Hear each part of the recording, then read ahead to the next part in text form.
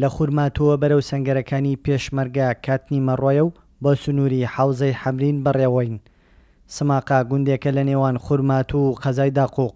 هێزەکانی پێشمەرگە لێرە بەوردی چاودێری ناوچەکە دەکەن بۆ ئەوەی لە تیرۆرسانی داعش بیپارێزن.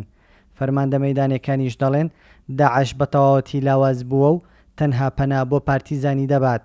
داعشیش برین توانای نەماوە، هیچ توانایەکی نەماوە بێتن وەکو مەفرەزە یان وەکو پارتیزانی لە شوێنەشی ئەوهانە لە ڕەبایەکی بدایان لە دوو ڕەبایە بدا یانە شتێکی گچکە بکە هەر ئەوەندەی بەدەستەوە ماوە. ئێمە وەکو هێزی پێشمەرگە لێرە لەو منتقەی پشتێنێکی ئەمنی زۆر تۆکمە بە قۆتمان هەیە.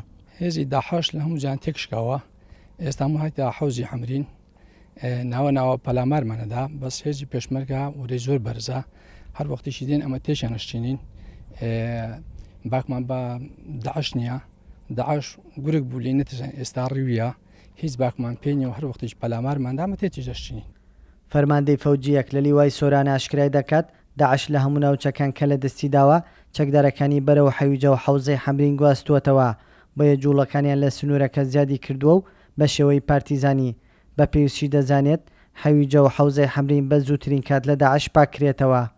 منتیقەکە لیان پاکراوەتەوە هێزە پەڕاگەندەکەیان هاتوتەوە ئەو منتیقەیە کە لێرانە ئێستا شتێکیان دروست کردووە بە عیساب بەناوی ویلایەتی حەمرین و شتی لەو بابەتە بۆیە جوولەی داعش بۆەوە زیاد بووە کە هێزەکان لە هەموو شوێنێک لە هەر کوێ شوێندێن لێرانە کۆ ئەبنەوە.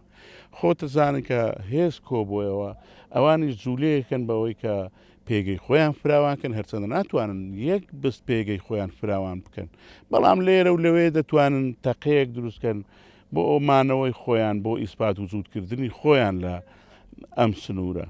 بۆیە لە هەر وەختەکیشدا ئەگەر بکرێ ئامادەکاری بکرێ و زۆر ئاسانە گرتنەوەی منتیقەی حەویجە ئەو گودو دێهاتانەی دەوروبەریە.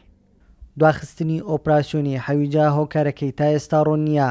ڕێکخراوی تیرۆرسی داعش بەناوی دەوڵەتی خلافەتی ئیسلامی لە عێراق و شام بەردەوام لە شکستایە بۆیە پەنا دەباتە ناوچە شاخەی و دەریاچەی و ڕووبارەکان. حەوزەی حەمرین و زەرگەشتێکێک لەو ناوچانەیە کە لە ئێستادا داعش وەکو مۆڵگە بەکاری دێنێت. شارەزایانی سەربازیش بۆ لە ناوبردننی توانە سەربازەکانی داعش بە گرنگی دەزانن حەویجە و حەوزەی حەمرین و زەرگە بە زووترین کات ڕزگار بکرێت لە تیرۆرستانی داعش. کاروان حەبیب، کوردسات، نیوز، حەوزەی حەمرین.